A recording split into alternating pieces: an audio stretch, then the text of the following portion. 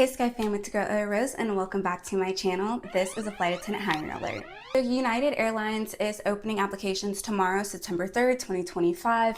And as always, we never know how long the application will be open, but since we know it's going to open, this is what you need to do before applications open to be prepared. If you haven't already, go ahead and make your profile on their website. I have always suggested this. Make sure you go ahead and upload your resume, any opening questions it might have for you. Make sure you have any and all documents, even if you want to do a cover letter. It's not required, but it can be an additional piece of documents that you can provide to your application. Make sure any and all questions and required documents are already uploaded. So once the application opens, it's just as quick as a click. Now, the application is not going to open at midnight. I tell y'all this every time. And then there's always people in the comments that's like, I've been up since 3 a.m. checking every 15 minutes. Y'all, it's likely going to go up possibly around 8:30 to 10:30. It could go up in the middle of the day. It could go up around 3 p.m. You never know. Be on high alert all day.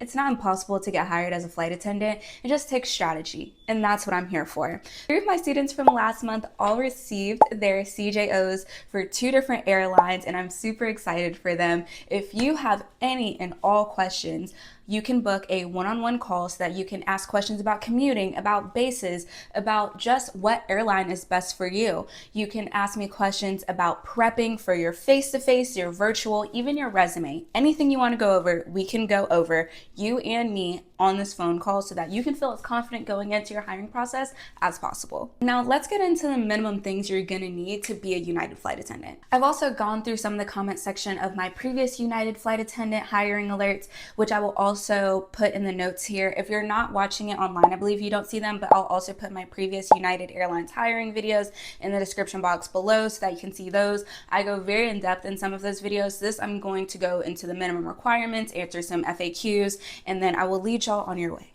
So you need to be at least 21 years old at time of application. So if the application opens September 3rd, 2025, you need to be 21 by September 3rd. You need to have at least a high school diploma or a GED, either one is fine. They do say that they do like a 4-year degree, a degree in general, even an associate's degree. It is not it is optional. They say it makes you a little more competitive. It does not matter. If you have one, that's fantastic. If you don't, you are still fine, and you are still a valued applicant. You need at least 1 year in customer service. So that can be food and bev. You can be a server. You can be the front desk attendant at a hotel. You can car wash. You can do anything that is 1 year of customer service. Anything that you've done in customer service face to face. It can't be like a telecompter, like phone thing. It has to be in person, face to face. If you have at least 1 year of that, then you are good. That means you hit the minimum requirement. Now, if you go onto the United Career website right now, you will see flight attendant applications in there, but they're all for specific languages. The one that's opening tomorrow is for either like language of destination or just say English. If you speak no other language but English, the application opening tomorrow is for you. Now, a big question I always get asked every time I do an alert is about their tattoo policy. This is the tattoo policy. There can be none on the hands, none on the neck, even behind the ear is not acceptable. Now, you can have visible tattoos on the arms, legs, even wrist and feet, but no single tattoo can be larger than the size of your flight attendant badge, which is similar to like the size of a credit card. Now, they do go on to note that if you have a tattoo on your chest, they do allow you to cover it with makeup.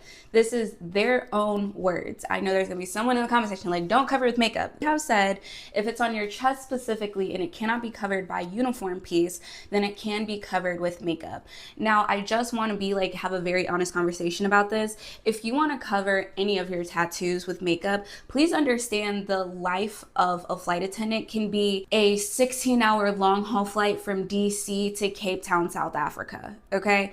That means that makeup is gonna have to endure uniform pieces, changes, different types of weather, just the handling of food and service while on board. It's gonna go through a lot. So if you are going to try to work through a whole day with your tattoo covered, Either make sure you have the best setting spray or whatever to cover it up in the world, or that you are willing to reapply whenever it needs to be done. If you can cover it with a uniform piece, that's a much easier way to go. And frankly, it's my personal suggestion. You can have visible tattoos. When they're visible, it's dependent on the size. That's the badge thing, which is the same size as a credit card. Otherwise, if they have any on your face, on your ears, on your neck, on your hands, that is not allowed. Hand tattoos are not allowed at United. You must possess a valid passport with at least 18 months of validity at time of application. Now, I know they say this, however, in your application, they are not going to ask for your passport number.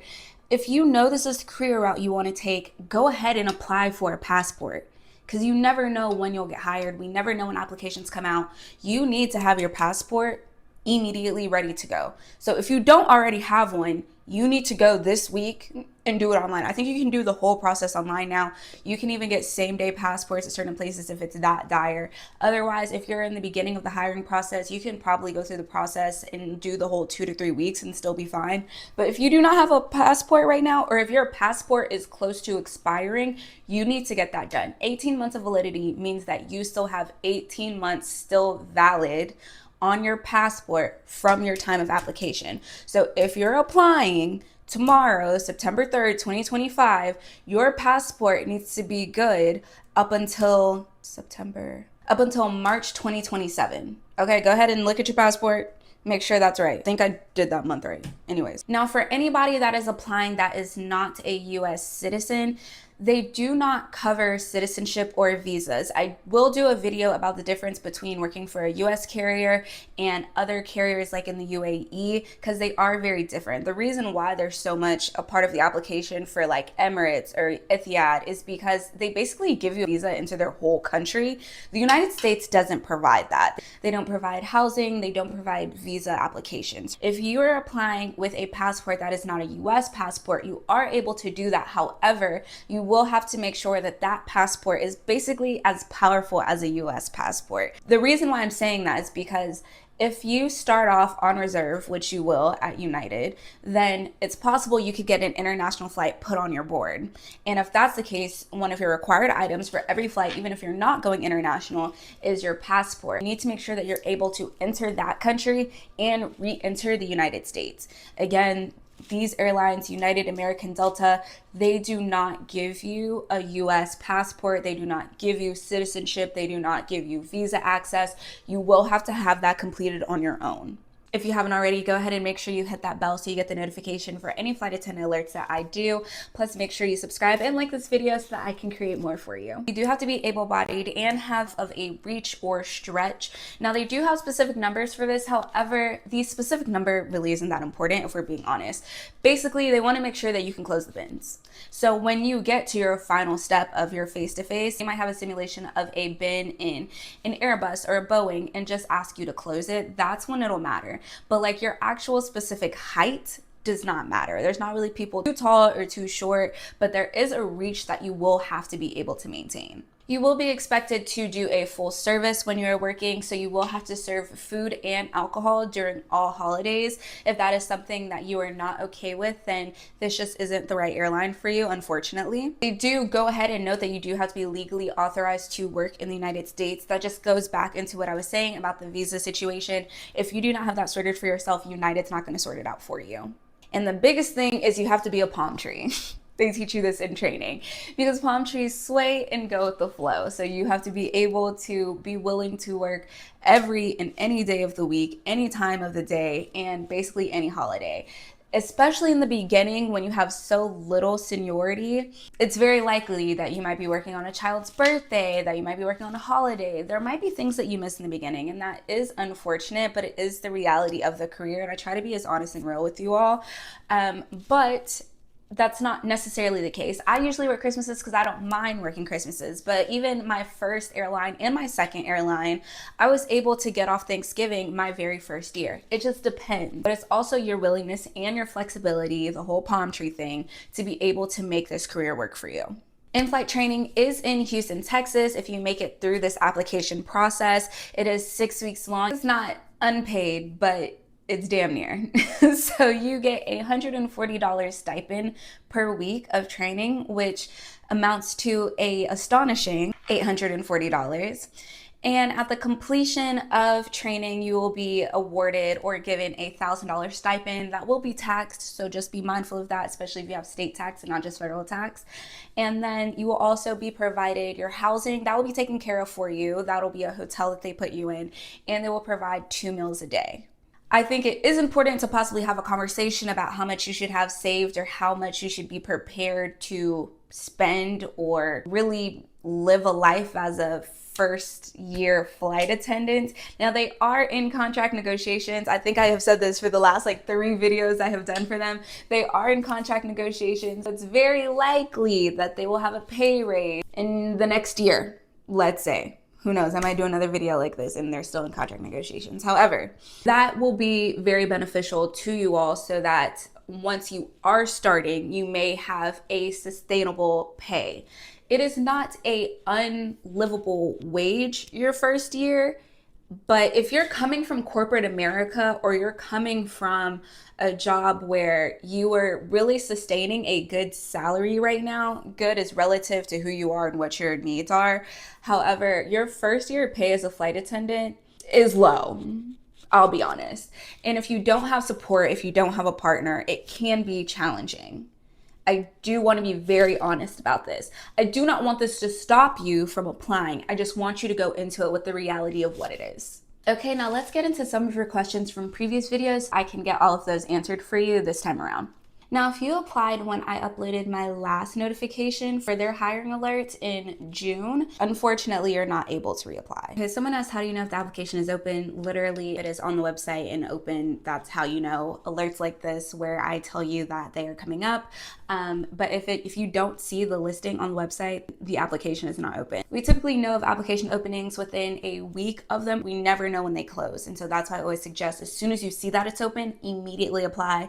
Have your resume available on your laptop, on your phone, on anything and everything that you can apply with, because you don't want it to be that, oh, I only have my resume on my laptop, but I'm out with my phone, and then by the time you get home, the application is closed. This has literally happened to people that have come to me, and so I want to just prepare you as much as possible. Do you have a schedule right out of training? You do not have a schedule right out of training with United. You are going to be on reserve for the first 6 months, which is your probationary period. You will also have to stay in the same base that you're placed in training for your entire probationary period. So that's something to be mindful, to be super mindful of when you are making your base preference list. How long does the application process take? It's literally, there's no way to know how long each individual person's application process will take. Everybody's process is completely different. My first airline I applied to, I was hired in 4 days. My second took 6 months. You just never know. Sometimes when they are hiring with a mission, like they are on it and they're trying to hire, which they are, I think they're trying to hire 3,600 flight attendants